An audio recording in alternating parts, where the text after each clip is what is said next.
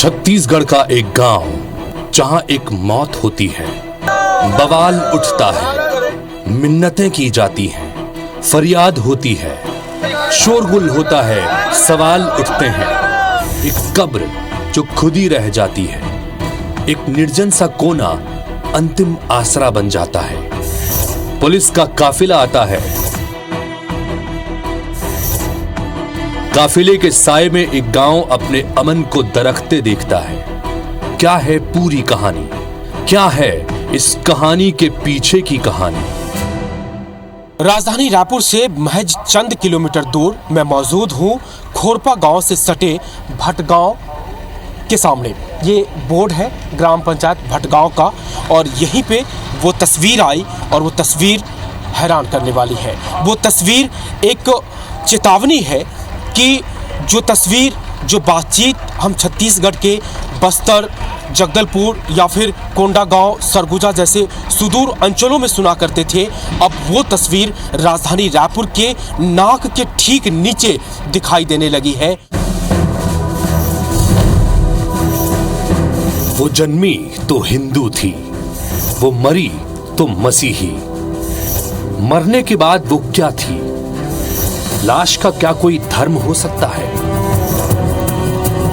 राजधानी रायपुर से महज चंद किलोमीटर दूर अभनपुर ब्लॉक का ये गांव भटगांव। लगभग ये पूरा गांव हिंदू धर्म मानने वालों का है, लेकिन यहाँ 4 से 5 परिवार ऐसे हैं जिन्होंने पिछले 8-10 सालों में ईसाई धर्म को अपना लिया। ऐसा ही एक परिवार किरीश धीवर का भी है।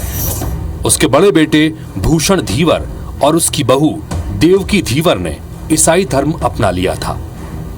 बीते 6 फरवरी की रात लंबी बीमारी के बाद देवकी की मौत हो गई। मौत के बाद उसकी अंतिम यात्रा निकली और जब उसके परिवार वाले गांव के मुक्ति धाम में उसे दफनाने पहुंचे तो ग्रामीण विरोध में खड़े हो गए। उनका कहना था कि हिंदू शमशान घाट में किसी गैर धर्मी को दफनाने नहीं दिया जाएगा। उन्हें जगह चाहिए तो हिंदू धर्म में वापसी करनी होगी। पूरा सर्व समाज इकट्ठा हुए और अपन पत्नी ला वो दफनाए बर हमारे हिंदू शमशान घाट में ले जात रही से वहाँ मना करें, विरोध करें होकर SDM TI पुलिस फोर्स आया रही, फिर समझाइस तो अपन निजी जमीन में वो दफनाइस। हमारे यहाँ जो संस्था है ही नहीं है ईसाई धर्म का, ना शमशान घाट में इलाट है ना, वो तो हिंदू धर्म का है। आप लोग अपनाए हैं ईसाई धर्म, तो आप लोग अपना देखो। और समाज में था पहले, फिर बाद में वो कर यहाँ शादी रची, शादी समय समाज से कर्जा लिया, कर्जा भी नहीं पटाइस और इशू में जाके शामिल हो गए। अच्छा। उससे समाज उसको छोड़ दिए हैं। हमारे गांव में पूरा बस्ती मिल के ये सब किए हैं कि एकजुट हो के कि धर्म परिवर्तन के प्रति हम लोग विरुद्ध हैं। ऐसा मतलब मत हो, सहयोग नहीं करेंगे। हाँ, लेकिन आज जब वही बात हम लोग इनसे किए तो उन लोगों ने साफ साफ मना कर दिया, नहीं आए, वापस नहीं लौटे। हमने बार बार बोला, CSP साहब आए थे, TI सर भी आए थे, SDM सर भी आए थे, उनसे हमारी सीधी बात हुई। उनसे हमने यही बात कहा कि अगर वो अपने समाज में आके काम करना चाहे तो कर सकते हैं, लेकिन उन्होंने साफ मना कर दिया। वो आप अगर अपना व्यवस्था करके जा रहे हैं, अगर समाज को गाली देके जा रहे हैं, समाज से दूर होकर जा रहे हैं, तो अपना व्यवस्था खुद देखिए। अगर आप ईसाई बन रहे तो आप कीजिए। हाँ, हम लोग जब ऑब्जेक्शन किए तो पुलिस को बुलाए, पुलिस वाले लोग आए तो क्यों नहीं ये करने दे रहे हो, पहले गड्ढा कोड़ने क्यों दिए? तो भाई गड्ढा अनजान में कोड़ा है, हम लोग बस्ती वाले को इकट्ठा होने में टाइम लगा। हम लोग जब गए तो वहाँ गड्ढा कोड़ाया हुआ था, बस्ती वाले के सामूहिक रूप से मतलब उसको मना किए। गांव वालों के विरोध के बाद किरीश के परिवार के सामने कोई चारा नहीं बचा था।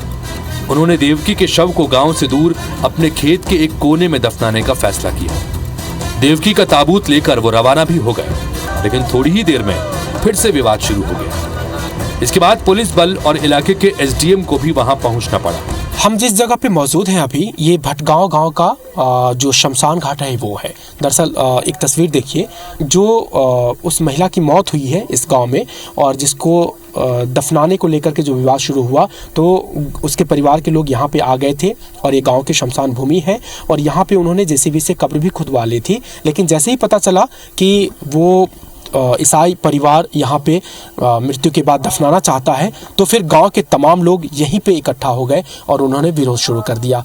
विवाद इसलिए है क्योंकि गांव वालों को डर है कि सिर्फ गांव में 4 या 5 परिवार ऐसे हैं, अगर ये आबादी बढ़ी तो निश्चित रूप से गांव की शांति और गांव की जो स्ट्रक्चर है, सामाजिक ताना बाना है, उसको बहुत बड़ा आघात लगेगा। एक धीवर महिला है, उन्होंने क्रिश्चियन धर्म अपनाया हुआ है।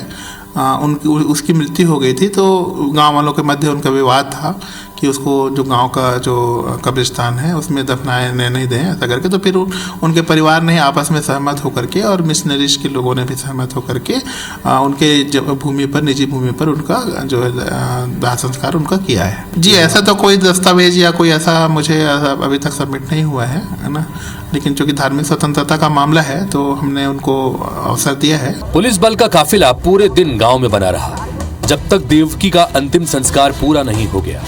परिवार में गमी के बावजूद मृतका देवकी के घर पर गिनती के लोग थे, उनमें भी ज्यादातर उसके मायके पक्ष वाले थे।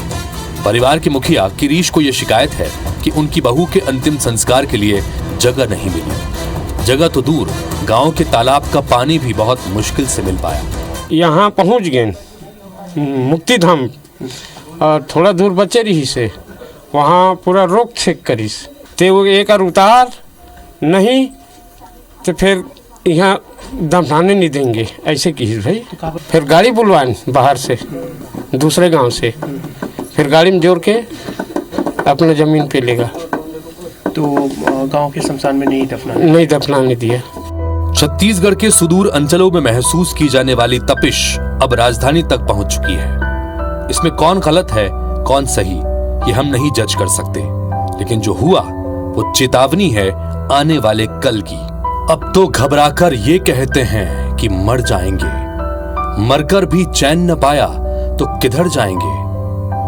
देवकी ने शायद ही जीते जी ये कभी सोचा होगा कि मौत के बाद उसकी लाश के साथ इस तरह का बर्ताव होगा। भटगांव में 2 साल पहले भी ऐसा ही एक विवाद हो चुका था, पर हालात एक बार फिर वैसे ही बन गए। अब इस बर्ताव की बुनियाद में जो सवाल सुलग रहे हैं, उसके जवाब हमें मिलकर तलाशने होंगे, वरना एक दिन ऐसा भी आएगा जब गांव सवालों के बीहड़ में खो जाएंगे और बची रह जाएंगी केवल दिलों में खींची लंबी लकीरें। राजेश राज, IBC 24, रायपुर।